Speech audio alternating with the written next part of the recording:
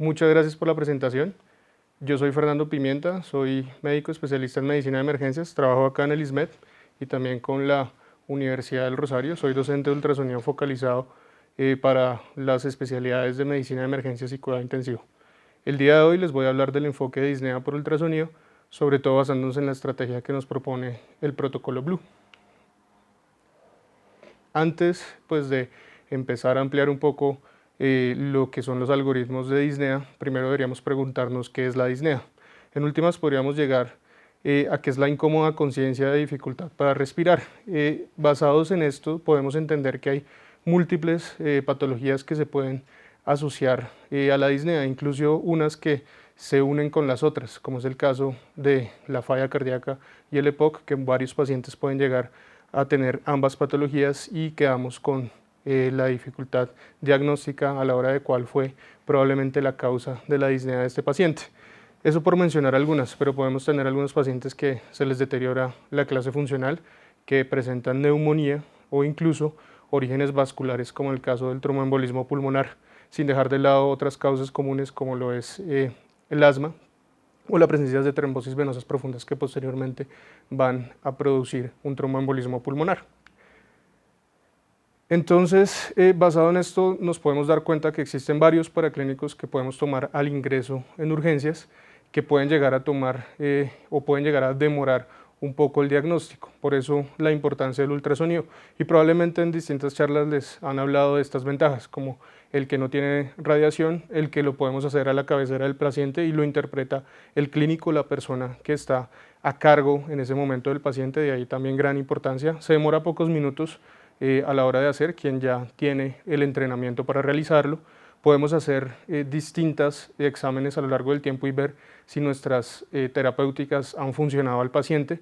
Puede llegar a aumentar los diagnósticos correctos y pues lo más importante es que pues, nos disminuye el tiempo a la hora de llegar a un diagnóstico que no puede ser el preciso, pero sí uno bastante acercado. Recordemos que la meta final como emergenciólogos es proveer el tratamiento óptimo con una disminución en la demora a pesar de no tener un diagnóstico definitivo. Esto pues va a impactar muchísimo al final en la vida de nuestros pacientes. Resumiendo un poco lo que mencionamos previamente, pues podemos darnos cuenta que existen múltiples causas de disnea, entre ellas pues origen que puede llegar a ser por acidosis metabólica o alcalosis metabólica, el paciente que tiene anafilaxia, incluso por trauma, fracturas laríngeas o lesiones del nervio frénico, pero de las más importantes que debemos resaltar son las dos últimas que vamos aquí a mencionar y están dadas por hallazgos en el corazón como falla cardíaca, taponamiento cardíaco, infarto agudo del miocardio o hallazgos en el pulmón como neumotórax, EPOC, efusión pleural o derrame pleural, hemorragia alveolar, síndrome de dificultad respiratoria del adulto o tromboembolismo pulmonar. Me enfoco sobre todo en estas últimas porque son en las que los algoritmos de disnea se basan sobre todo para llegar a un diagnóstico un poco acercado. Entonces vamos a hablar principalmente de estas dos, enfocándonos inicialmente en ultrasonido pulmonar. Entonces primero, ¿cuáles son los hallazgos que podemos tener a la hora de evaluar el tórax por ultrasonido?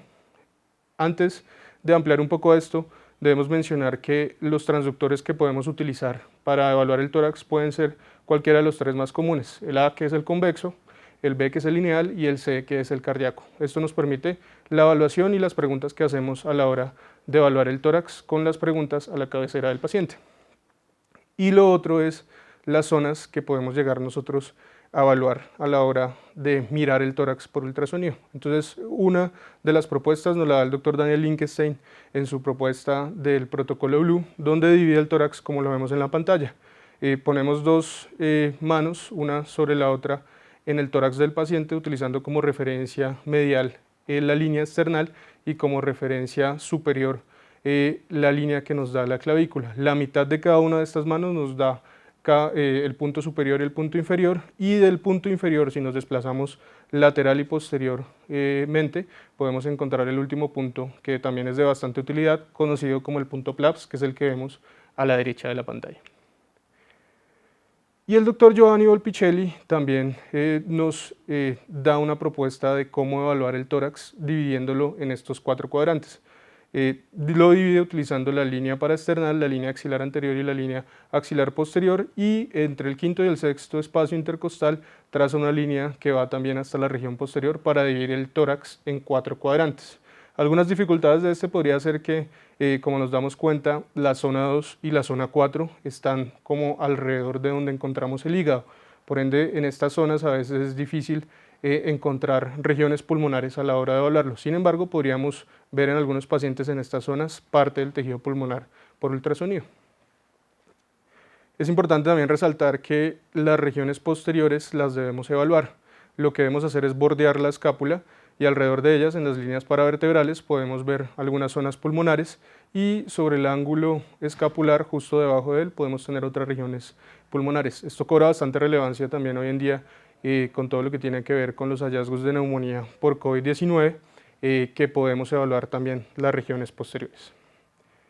¿Y qué encontramos por ultrasonido? Entonces encontramos, esta es la imagen típica con un transductor lineal, donde podemos evaluar lo primero que está en la región superior de la pantalla: piel, tejido celular subcutáneo, músculo, y más abajo de ella podemos encontrar la línea, una línea hiperecoica blanca, que es la línea pleural, o de pronto un término más correcto que sería la línea de aireación pulmonar. Las dos sombras que hay hacia la derecha y hacia la izquierda de la pantalla corresponderían a las costillas. Si tenemos el transductor como se ve ahí en la pantalla, con la marca a la derecha, podemos pensar que la costilla que está arriba es la costilla superior del espacio que estoy hablando, y la costilla que está hacia la parte más inferior sería la costilla inferior. Y tenemos hallazgos hacia abajo que no corresponderían realmente a tejido pulmonar, sino podrían llegar a ser líneas A, que ya las vamos a resaltar un poco más.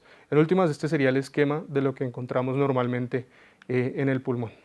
Pero podemos ver los mismos hallazgos con los distintos transductores. Entonces, en el primero que ven a la izquierda de la pantalla es un esquema como se ve utilizando el transductor convexo. Entonces, bien a los lados, a cada uno de los lados, tanto izquierdo como derecho, vemos dos sombras, corresponden a las sombras de la costilla, y en la parte superior de la pantalla vemos una línea hiperecoica. Esa línea es la línea de aireación pulmonar.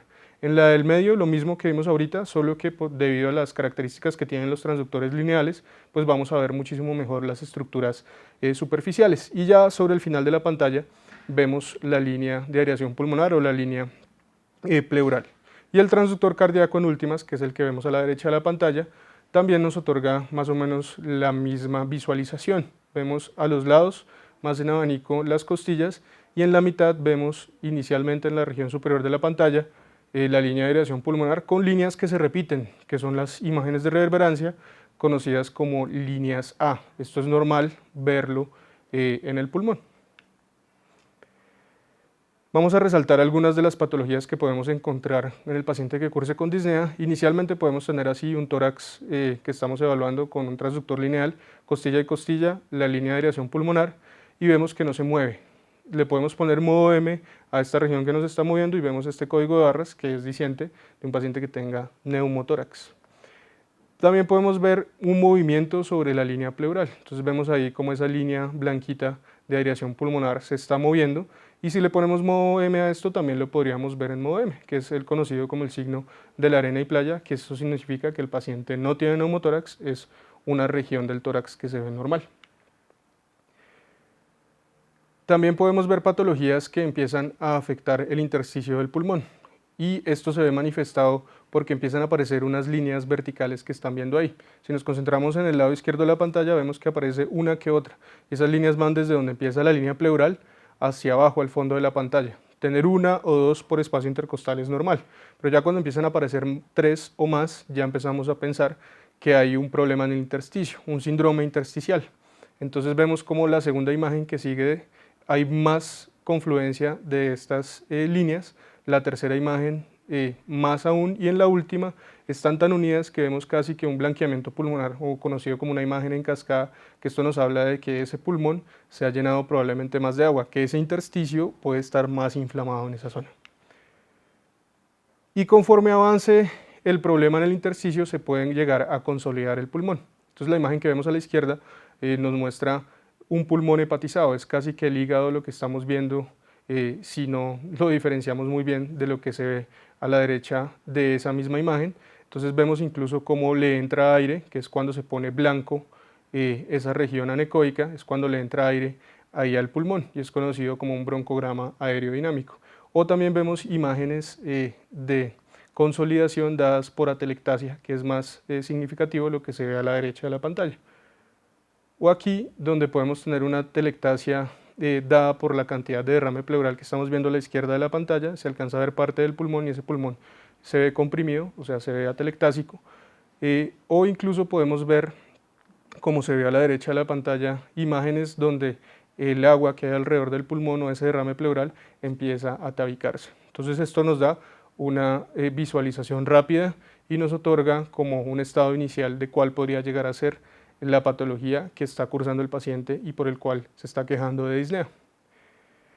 Pero esto se basa en que tenemos el pulmón, que es un tejido que tiene una relación entre aire y agua, más a favor del aire que del agua, y debido a que se pierde el aire o se gana el agua, empezamos a ver las patologías que vimos ahorita. Entonces tenemos esta inicial donde no tenemos nada de agua y probablemente puede ser por un neumotórax, entonces vemos que no se mueve la línea de aireación pulmonar, no hay deslizamiento pleural y podríamos pensar que el paciente está cursando con un neumotórax. La siguiente imagen pues podría ser una imagen normal, donde vemos la línea de aireación pulmonar moviéndose, hay deslizamiento pleural e incluso se repite esa línea sucesivamente a lo largo de esa imagen, que son las líneas A y es un pulmón normal, un pulmón bien aireado. Si lo encontramos es normal, pero si el hecho de que solamente tenga deslizamiento pleural sin la presencia de líneas A también puede llegar a ser normal.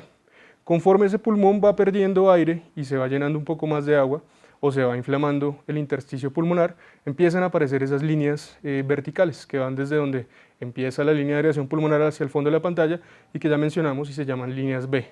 Esto habla de que está perdiendo el pulmón aire o se está llenando de agua. Se van llenando más de agua el pulmón y las empezamos a ver más confluentes y en más campos pulmonares.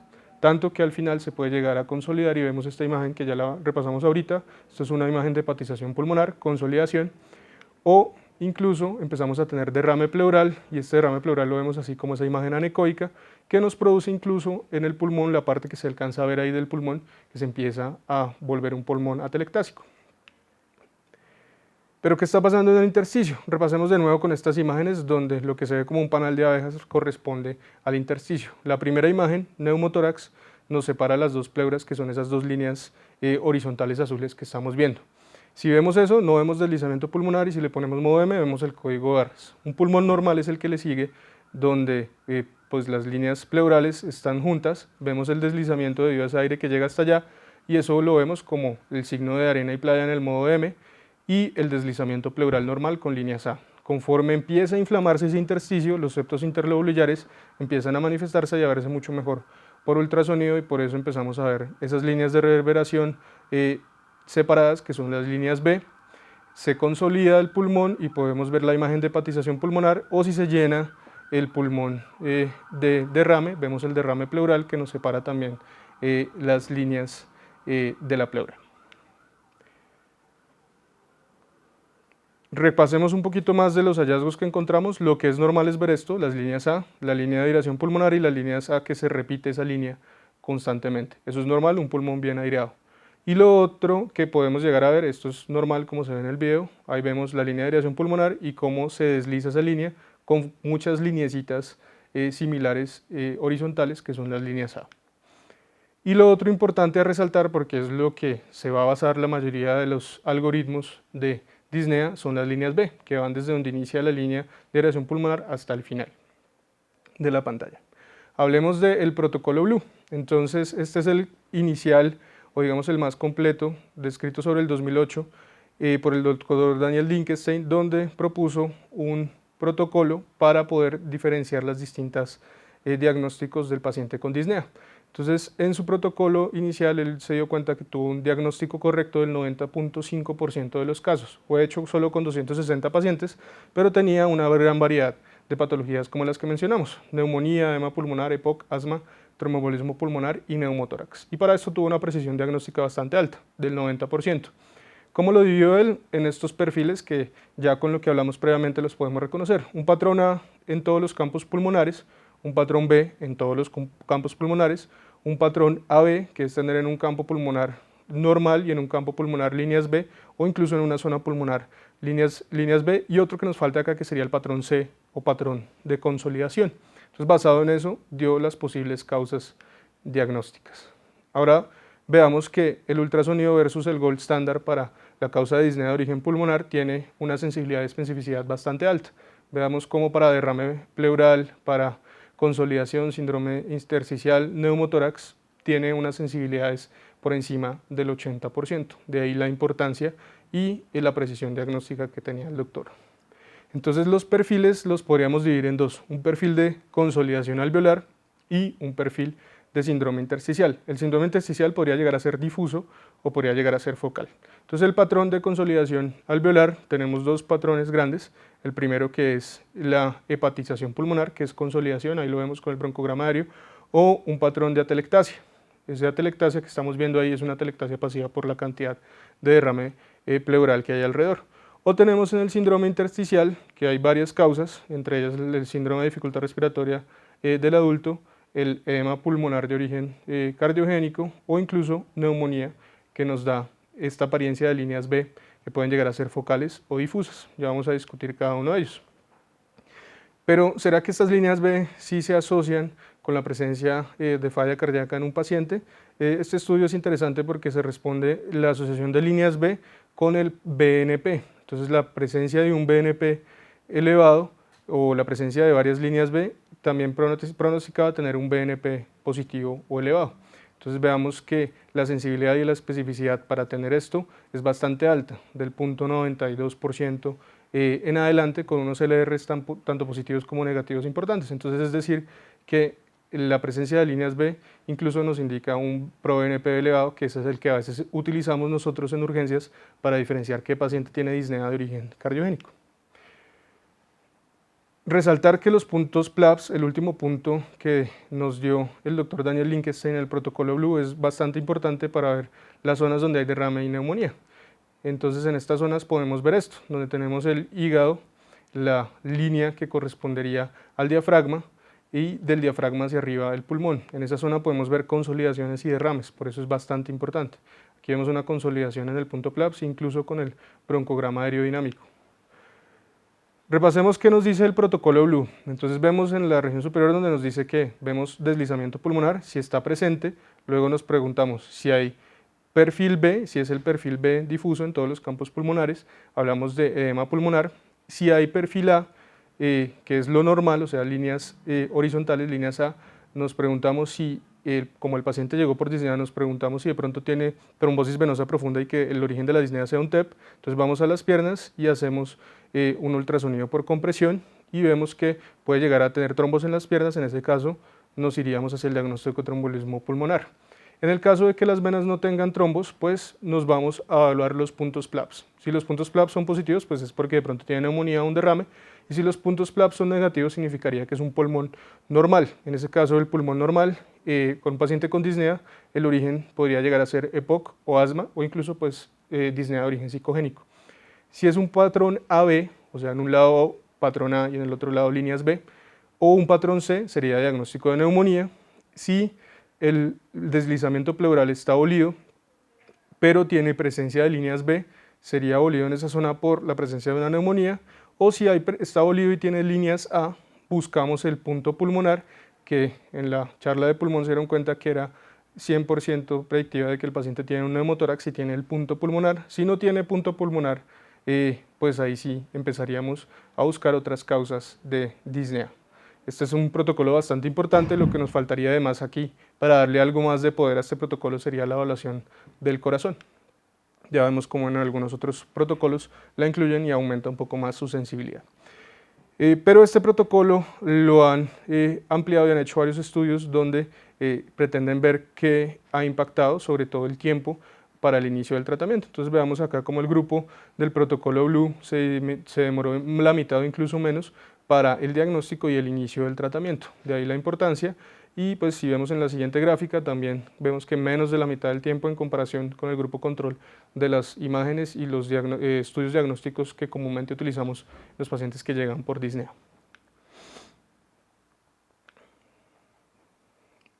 resaltemos de nuevo las sensibilidades y especificidades que tiene el ultrasonido pulmonar para las distintas causas de disnea, y ahí las vemos: tromboembolismo pulmonar, neumotórax, EPOC y edema pulmonar de origen cardiogénico tienen unas sensibilidades y especificidades bastante importantes. En este otro artículo lo que se presenta es cómo el protocolo o el uso del ultrasonido en disnea en el servicio de emergencias ayuda para mejorar el diagnóstico. No tanto hacia la exactitud diagnóstica, que ya hablamos que en urgencias inicialmente la exactitud diagnóstica no sería nuestro camino, sino proveer un tratamiento inicialmente óptimo, pero sí disminuyó la brecha en los diagnósticos diferenciales y aumentó la confianza del clínico a la hora del diagnóstico que sospechaba inicialmente. De ahí también la importancia del ultrasonido. Este otro pretendió evaluar el ultrasonido de la cabecera del paciente versus las radiografías o las imágenes y el laboratorio. 2.683 pacientes, se hizo ultrasonido de pulmón y ultrasonido cardíaco.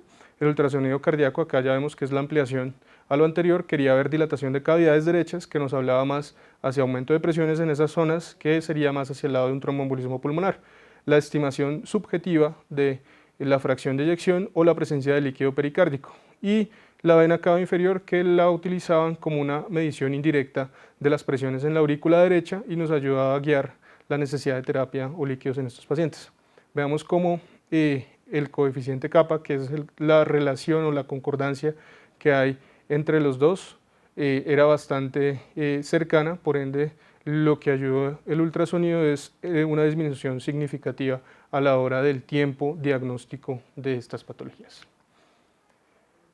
Otro de los protocolos es el triple scan, el escaneo triple, donde podemos ver corazón, pulmón y vena cava inferior para diagnosticar cuál es la posible causa de disnea. Este triple scan vemos que mejoró el rendimiento diagnóstico del 53% al 77% después del triple scan para cada una de estas patologías. Y otro artículo que traigo aquí a colación es este que se hizo en Ruanda, donde aparte del triple scan adicionaron la evaluación de los miembros inferiores en 99 pacientes para poder llegar al diagnóstico. Si se dan cuenta, en algunos servicios donde la disponibilidad de imágenes solo a favor de el ultrasonido o incluso algunos paraclínicos que no se podrían llegar a tener, la precisión diagnóstica pre-POCUS de estos pues va a ser un poco variable versus la mejoría diagnóstica que le otorga el uso del POCUS en este tipo de pacientes. Cambió el diagnóstico, aumentó la confianza del médico y mejoró en últimas la exactitud diagnóstica para poder tratar a estos pacientes en este artículo. Entonces repasemos un poquito lo que hablamos previamente del protocolo Blue. Nos basamos básicamente en la presencia de deslizamiento pleural, solamente estamos evaluando el pulmón. La presencia de líneas B, si son difusas, hablamos de edema pulmonar. Si hay presencia de líneas A, es lo normal, entonces ahí el paciente está consultando por disnea, entonces vamos a los miembros inferiores a ver si tiene presencia de trombosis venosa profunda. Si es positivo, pues nuestro diagnóstico va a ser tromboembolismo pulmonar. Si es negativo, vamos a evaluar los puntos posteriores, los puntos PLAPS. Ahí vemos si hay presencia de neumonía o derrame, que si sería positivo, ese es el origen de la disnea, y si es negativo, en el protocolo Blue, pues un pulmón normal en un paciente con disnea sería EPOC, asma o incluso una disnea de origen psicogénico. Si hay patrón AB o presencia de consolidación sería neumonía. Si hay líneas B, que en este caso serían espaciadas en un pulmón que no tiene deslizamiento pleural y focal, sería neumonía. Pero si no hay deslizamiento pleural y hay líneas A y encontramos el punto pulmonar, sería diagnóstico de neumotórax. Si no, tocaría utilizar otro tipo de diagnóstico. En este último protocolo que les traigo es el protocolo Gucci, donde lo importante es que se basa en lo inicial que ya hemos visto del protocolo Blue. Entonces vemos un perfil A. Si el perfil A es global en el paciente, vamos a los miembros inferiores. En los miembros inferiores nos descartaría tromboembolismo pulmonar si no hay presencia de trombos, y ahí nos daría el diagnóstico de asma o EPOC. Pero si hay presencia de trombos, pues sería TEP lo que tiene el paciente. Tenemos un perfil B, en este caso Si es homogéneo y bilateral, probablemente es síndrome de dificultad respiratoria del adulto o edema pulmonar de origen cardiogénico, y para esto hacemos una ventana cardíaca que puede ser el eje parasternal largo, donde evaluamos sobre todo subjetivamente cómo está la contractilidad cardíaca para ver si tiene buena FEBI, una FEBI moderadamente comprometida o severamente comprometida, y en este caso sería más diagnóstico de edema pulmonar cardiogénico. Y lo otro es lo que ya hemos evaluado previamente, si hay presencia de consolidación, derrame pleural o si tenemos punto pulmonar, que sería diagnóstico de neumotórax. De ahí la importancia de ampliarnos un poco más con otros órganos que nos puedan llegar a aportar el diagnóstico. Entonces, la importancia, de nuevo, con lo que empezamos en la charla, es en el paciente aquel que tiene disnea. No sabemos el origen, hacemos ultrasonido y aquí podemos ver distintos orígenes. Por ejemplo, en la que tenemos aquí inicialmente hay deslizamiento pulmonar, de pronto se ve una sola línea B o vemos líneas A que se repiten ahí al final después de la línea de aireación pulmonar. Entonces, en ese paciente que tiene patrón A vamos a evaluarle los miembros inferiores. ¿Se comprimen o no las venas? Si se comprimen las venas, pues descartamos el tromboembolismo pulmonar, pero si no se comprimen, incluso podríamos nosotros llegar a evaluar lo que está sucediendo en el corazón. Entonces, si hay presencia ahí en lo que vemos al final de la pantalla de dilatación de cavidades derechas más la presencia del trombo ahí, pues sería más diagnóstico de tromboembolismo pulmonar. Tenemos el otro caso donde hay líneas B difusas, ahí vamos a evaluar el corazón vemos que no tiene una buena contracción el ventrículo izquierdo y podemos incluso ir a hacer un índice de vena cava, vemos esa cava pletórica, nos hablaría más de edema pulmonar de origen cardiogénico.